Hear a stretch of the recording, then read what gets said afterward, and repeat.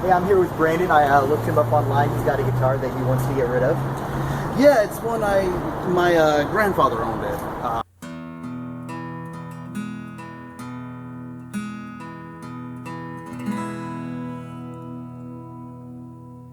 Fantastic guitar, you know. It's still it played wonderfully. It did for many years. You know. What happened to the tuners? You know, over time I think they need to change them, and it just kind of never got around to it. Same thing with the strings here, so it does need a little bit of PLC, but I see. Yeah, absolutely. These inlays are fabulous. Yes, absolutely, wonderfully crafted. Lark in the Meadow. So this was a store that was downtown Seattle at some point. Yes. I looked them up real quick when I was trying to research it before I met you, and they sell online now. But I guess they had a brick and mortar store. You were asking 100 online. Yeah, I think 100 is kind of where I want to be at. We'll do these abalone inlays. This is super nice quality. I don't come across all this type of detail in the guitars I deal with these days. It's missing the tuners. I can come across some of those, probably fairly cheap. Yeah, that is true. It's, you know, we've had for so long. Just you seem like someone who would really put a lot of care into it. Yeah. All right, I want to go. Fantastic. Thank you so much, man. It's fantastic. Like I said, I hope it can bring new life out of it. Yeah, I'll get some tuners on here, and it will be fantastic again. All right. All right, here's this big jumbo acoustic cutaway made by a company called Lark In The Morning.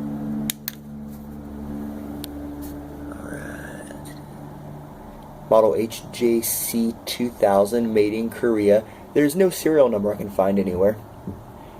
The Lark In The Morning was a company that started in the 70s in California, and then they built a few storefronts up along the coast. I guess there was one in downtown Seattle, and this one came from that store. And it appears that the company was sold off and then bought again by the same people, and then just recently, in 2017, sold again to a new person. I emailed the company to ask any information about the dates of manufacture for this model and the factory in Korea that was used, and they had no records of it. They couldn't help me out.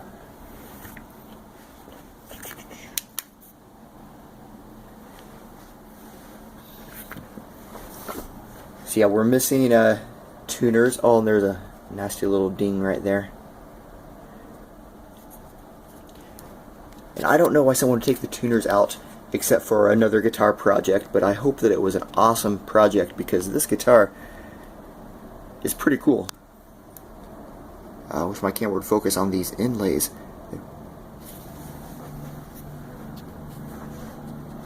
And then this binding and surrounding the sound hole.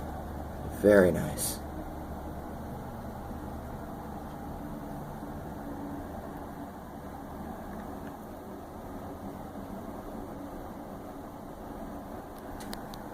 Alright, so we were fortunate that this bridge piece was inside the sound hole. Some bridge pins. I've got a collection of some random stuff right here I can use, just some plastic bridge pins. And then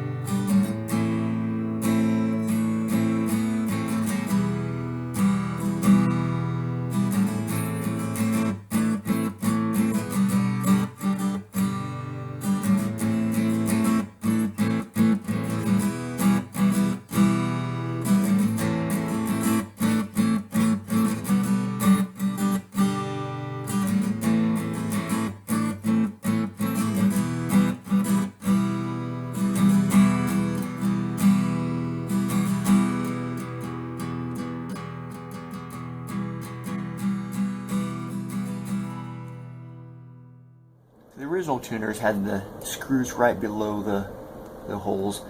These new ones I have are not going to line up. I have to make new holes. Now I could fill these up with wood putty, but then that would lead me to wanting to refinish it, and that's a project I'm not wanting to take on right now.